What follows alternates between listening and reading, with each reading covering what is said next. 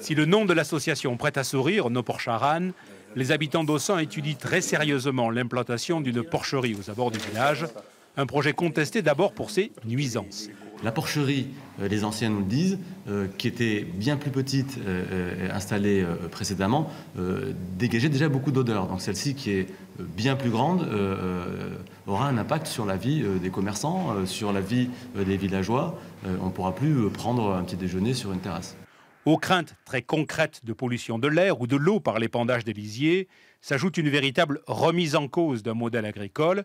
Une coopérative porte le projet et pas un éleveur, moins d'1 mètre carré par cochon engraissé qui de toute façon ne verront jamais le jour. Quand ils font des grosses installations comme ça, c'est pour baisser les coûts.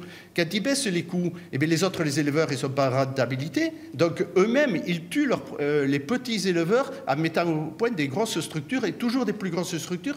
Et on va se retrouver dans la situation de la Bretagne.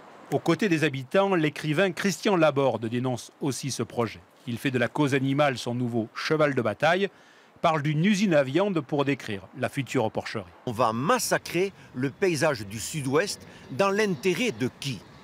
Dans l'intérêt de l'agro-business, de cette production qui finalement veut faire du porc, veut faire de la viande comme d'autres font de l'automobile ou des brosses à dents. Ce n'est pas que du business. Pourquoi? Parce que d'abord, c'est une coopérative composée de 250 éleveurs de porcs qui montent ce projet.